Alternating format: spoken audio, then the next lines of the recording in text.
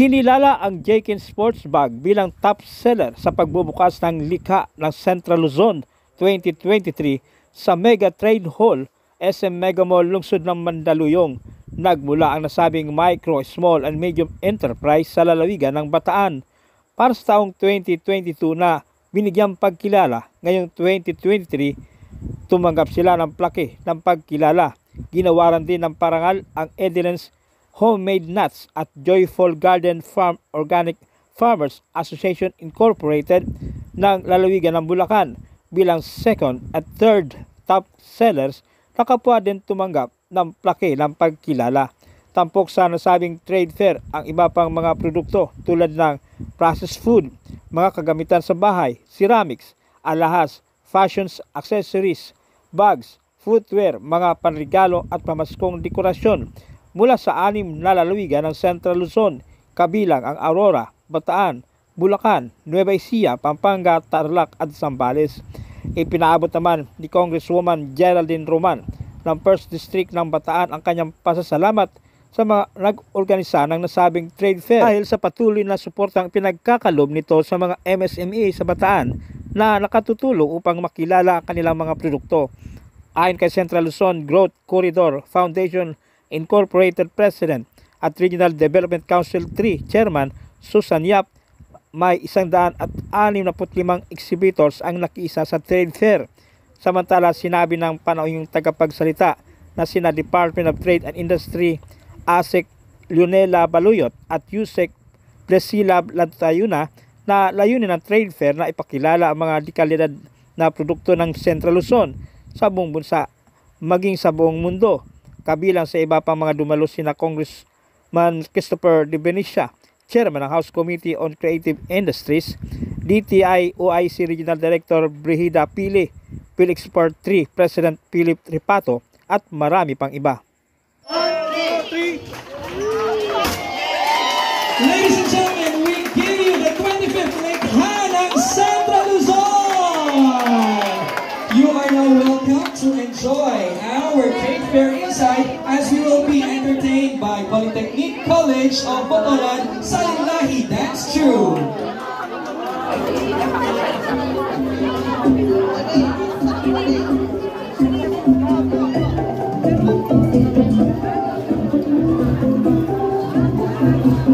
Thank you so much to Bulacan State University starring Himi. We'll be hearing more of their songs after the dance number.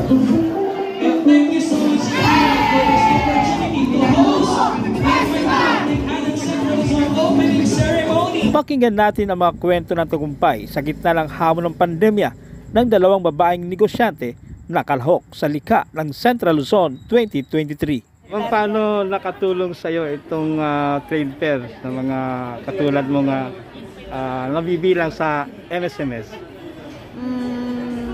Ano ba ang kwan natin dyan? Oh, yun nga po yung isa, yung exposure. Tapos, para makilala yung product mo, no? Ayun. Ano pa ba? Sige lang po. Experience. Ayun, tama. Yung experience, okay naman. Ayun naman. Para lang maano natin, ika nga, para maging tao. Kilala yung ayun. So itong mga products nyo, kayo mismo ang may nagmamanufacture nito? Yes po, may software ako sa bahay na 15 katao.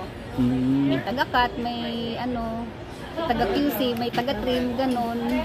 Pakwento nga ma'am, paano nagsimula yung nyo negosyo? Ay naku sir, mahaba. Kasi sir, sa totoo lang po, galing ako sa pabrika, sa Maribeles, Bataan. Paggawaan din ng bags. Halos 15 years kami doon eh. Kaya lang, yung 15 years na yun, parang hindi ka aasenso. Parang ginagamit ka lang ng company. Halos lahat, binuhos mo siya, yung lakas mo, lahat ng kaalaman mo, parang baliwala lang. Sipin mo, nag-resign ako doon, ni piso, wala akong nakuha. Sa 15 years na.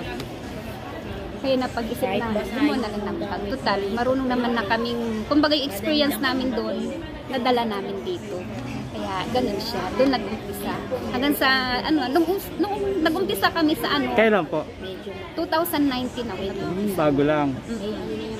Tapos yun, una, syempre, ang hirap kumuha ng customer hanggang sa unti-unti, ganyan, nakikilala ka. Sa nag-okay naman na. Doon kami nag-umpisa. So, gaano kahalaga gaano kahalaga ito sa yung mga pagninegosyo sa inyong sa buhay niyo? Aba sir, sa totoo lang, kahit nakakapagod, go pa rin. Hindi, totoo po yun, nakakapagod talaga. Lalo't nag-iisa lang akong, kumbaga single mom kasi ako, nag-iisa lang akong kumikita, naghahanap buhay, pero go pa rin, syempre, para sa pamilya, para sa anak. So, may mga branches din po kayo na... Ano po kasi kami, online po. May mga customer ako, sa online sila, ako na lang yung supplier sa kanila. Ganun ang ginagawa namin. Oo. Talagang doon ako nakapokus. Paano mo ikukumpara noon sa ngayon sa estado mo? Ay, ang malaking difference po sir, sa totoo lang. Ang laking bagay din. Yung nagsarili ka ng negosyo mo. Yung nag-umpisa ka sa maliit, hindi naman sa taas, kumbaga gitna ka lang. Pero okay. Natuto ka ng gusto. Para maghanap buhay. Ganun siya. Doon kami nag-umpisa talaga.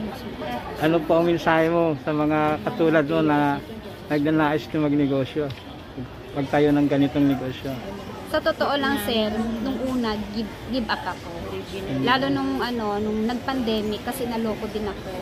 Halos 500,000 ang naloko ko sa middleman.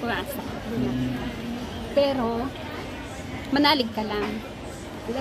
Makakabawi ka din. Okay ma'am. Ang pangalan na lang po nila? Arlene po. Arlene? Bayawa po. Ng Maribeles ba? Maribeles po. Thank you. Well, since po na nag-attend ako ng likha ng Central Luzon, lalo pong na-promote yung mga products ko. Tapos we gain institutional buyers. Not only institutional buyers, yun din pong mga locals natin dito, natuto na kumain ng mga pagkaing Pinoy na hindi na nagde-depend sa mga pagkain na galing sa ibang bansa. So, as we improve our products, mas madami po yung natututo ng mga Pilipino na kumain ng sariling produktong Pilipino. Okay. Ito po yung mga products niyo, ma'am. Yes po. Kailan po kayo nagsimula nito? I started the business in 2004, pero Rhythm was already established in 1998. Puro mga R&D and R&D yung mga ginagawa ko, pero yung talaga pong talagang nag-commercialize kami is on the year 2004 dahil pinerfect pa namin yung mga lasa ng mga ginagawa namin pagkain. We did the research for these products. Hindi po kami umasa kung saan-saan na technology. We did our own technology because all our processed products are natural processed. We don't put chemical preservative for the products. The only preservative for our products is the sugar. Ito may mga branches po kayo o online din? We have online, but normally it is being purchased from us from our processing area. Sa factory area. It's a village type processing. So, gaano po halaga ito sa inyong buhay, itong negosyo? Actually, from itong negosyo namin ngayon, nakapatapos ako ng dalawang anak ko sa college, isang CPA at saka isang underboard ng accounting ng CPA. Most of them are accountants, and then they have their own lives now. Yung panganay ko, he has a firm here in Makati, doing consultation on accountancy, and my youngest son, kasi dalawang nilalaki yung anak ko, is also an accountant who is employed with the with the family, family consulting firm in Makati. And panganay ko rin, to promote our products, nag-establish siya ng restaurant niya na ang gamit niya our products din po. Ano naman po may papayo mo sa ating mga nagnanais ding magnegosyo katulad mo? Ang maipapayo ko lang po, dapat unang-una sa lahat, may passion sila, may pag-ibig sa ginagawa nila, and most of all, supported sila ng family kasi sila yung dapat na pumalit sa kanila pagdating ng araw na hindi na nila kaya. Just like what I'm doing now, kailangan na yung mga anak ko, natitrain ko na yung mga anak ko to do what I'm doing now. Para ako ay 66 years old na ngayon, pagdating ng aking pagtanda, sila na yung papalit sa akin.